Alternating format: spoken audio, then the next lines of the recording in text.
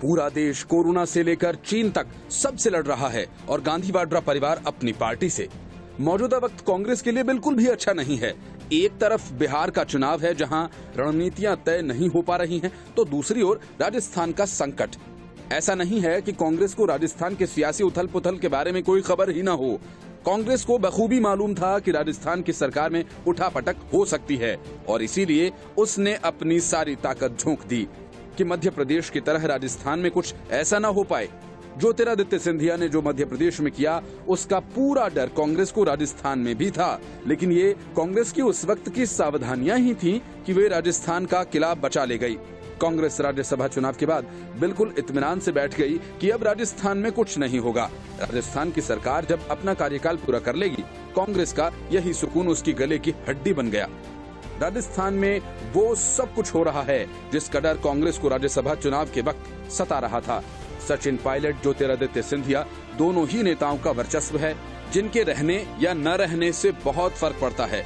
राजस्थान और मध्य प्रदेश में कांग्रेस पार्टी की जीत में दोनों ही नेताओं की मेहनत को नजरअंदाज नहीं किया जा सकता। दोनों ही नेताओं का चुनाव में बहुत बड़ा योगदान था। चुनाव में जीत के बाद से ही कांग्रेस दो धड़ों में बंट गया था। दोनों ही राज्यों में वहां के बड़े नेताओं के बीच गुटबाजी हो गई और ये गुटबाजी इस कदर हो गई कि सिर्फ बड़े नेताओं के बीच ही नहीं बल्कि निचले स्तर पर कार्यकर्ताओं के बीच भी गुटबाजियां हो गई। कांग्रेस आलाकमान ने जो फैसला लिया उससे बाहरी तौर पर तो एकता हो गई थी, लेकिन आंतरिक तौर पर गुटबाजी अभी भी जारी है। मध्य प्रदेश में ज्योतिरादित्य सिंधिया और राजस्थान में सचिन पायलट के बीच लगभग एक ही जैसा फैसला हुआ था। दोनों ही नेताओं को मुख्यमंत्री पद से दूर किया गया। यहीं से मतभेद का सिलसिला शुरू हुआ। बीजेपी को इस बात की पूरी भनक थी कि मामला गर्म है, मौजूदा वक्त का अभी से ही लाभ उठाया जा सकता है। भाजपा अपनी कोशिश में जुटी रही। ज्योतिरादित्य सिंधिया की नाराजगी का पूरा फायदा बटोर रही थी। दूसरी ओर कांग्रेस पार्टी थी जो इत्मीनान से सुकून की नींद में सो रही थी। उसे एहसास ही नहीं था कि ज्योतिरादित्य सिंधिया कभी ऐसा भी कर देंगे। कांग्रेस का यही सुकून उसके लिए काल साबित हो गया। ज्योतिरादित्य लगातार हाशिए पर जाते रहे और फिर एक दिन बीजेपी का दामन थाम लिया। ज्योतिरादित्य का ये गुस्सा ही था जब वे अपनी ही सरकार कमलनाथ सरकार को कटघरे में खड़ा कर रहे थे। सोनिया गांधी को ये सब छोटी बातें लग रही थी। ज्योतिरादित्य सिंधिया अपने समर्थित विधायकों के साथ उसी बीजेपी की ओर चले गए जो चुनाव के बाद से ही ज्योतिरादित्य सिंधिया के संपर्क में रही। बीजेपी ने मध्य प्रदेश की सत्ता हासिल कर ली और फिर भाजपा को यहीं से हौसला मिला। वो राजस्थान के मैदान में भी कूद पड़ी। दूसरी ओर थी कांग्रेस पार्टी जिसने इस गलती से भी सबक नहीं सीखा। राजस्थान में भी पूरा घटनाक्रम मध्य प्रदेश की तरह ही था। यहाँ भी गुटबाजियां हावी थीं। 2019 के लोकसभा चुनाव के वक्त इसे और हवा मिल गई जब सचिन पायलट ने मुख्यमंत्री के बेटे को बीजेपी के कद्दावर नेता के सामने चुनावी मैदान में उतार दिया। लोकसभा चुनाव में अशोक गहलोत के बेटे को हार मिली और अशोक गहलोत और सचिन पायलट के बीच ऊहापोह की स्थिति बन गई। मुख्यमंत्री अपने बेटे की हार का कसूरवार सचिन पायलट को ठहराते रहे, जबकि सचिन पायलट अपनी नाराजगी को लेकर लगातार अशोक गहलोत से दूर होते जा रहे थे। सचिन पायलट को नोटिस थमा दिया गया जिसमें उन पर आरोप लगाया गया कि वे राज्य सरकार के खिलाफ काम कर रहे हैं। ये बेवकूफी थी राज्य सरकार की जिसने खुद के पैर पर कुल्हाड़ी मारने का काम कर लिया। सचिन पायलट को इतना नागवार गुजरा कि उन्होंने पार्टी से जुदा होने का पूरा मन बना लिया। कांग्रेस ने इस गलती के चलते पहले मध्य प्रदेश की सत्ता गंवाई और अब राजस्थान की सत्ता पर संकट के बादल घुमड़ घुमड़ कर आ रहे हैं। सचिन पायलट को पद से हटाए जाने के बाद राजस्थान में राजनीतिक हमले तेज हो गए।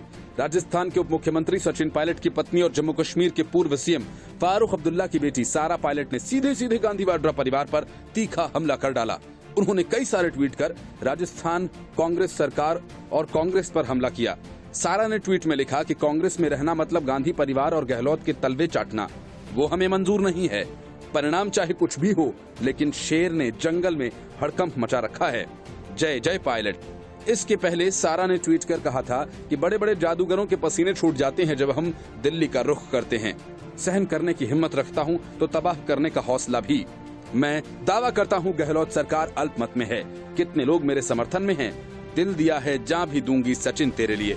सचिन पायलट जो नहीं कह रहे और वो सब कुछ सारा कह रही हैं। सारा पायलट ने वो सारी बातें कह दी असल में इसके पीछे की कहानी भी राजस्थान में चुनाव जीतने के बाद से अब तक सोनिया गांधी पर्दे के पीछे से अशोक गहलोत का साथ देती रहीं और सचिन पायलट से एक बार मिलना तक मुनासिब नहीं समझा। राज्यसभा चुनावों के बाद भी सचिन सोनिया गांधी से मिलने आए थे, लेकिन तब सोनिया गांधी ने सचिन को टरकाकर अहमद पटेल के पास भेज दिया। अब अहमद पटेल हो या फिर राजस्थान के प्रभारी महासचिव अविनाश पांडे या फिर संगठन प्रभारी केसी वेणुगोपाल, ये सब सचिन पायलट की बातों पर कब गौर करते। इन्हीं लोगों की वजह से तो अशोक गहलोत सीएम बने। कहा गया कि तजुर्बा है सरकार चलाने और संगठन चलाने का। सचिन पायलट ने इस दलील की हवा ये कहकर निकाल दी कि अशोक गहलोत अपने बूथ पर कांग्रेस को नहीं जितवा पाए, तो उस तजुर्बे का क्या मतलब।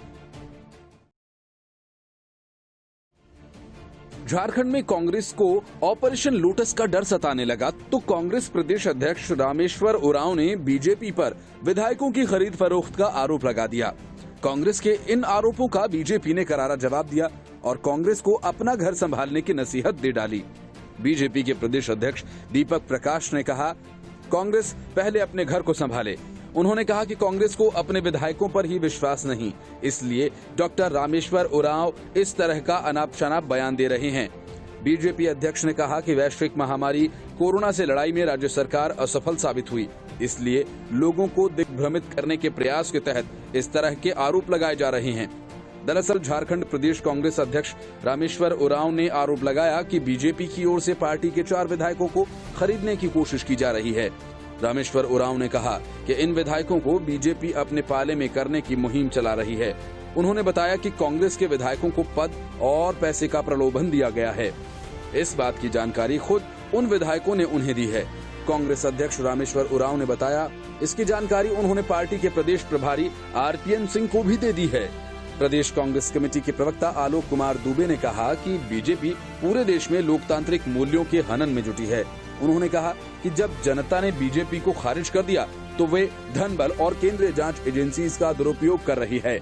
आलोक कुमार दुबे ने कहा, बीजेपी ने कोरोना संकट काल में पहले मध्य प्रदेश में सत्ता हड़प ली, वहीं राजस्थान में कोशिश विफल होने के बाद अब झारखंड में भी सरकार को अस्थिर करने की कोशिश कर रही है, लेकिन राजस्थान की तरह झारखंड में भाजपा की कोशिश विफल हो जाएगी।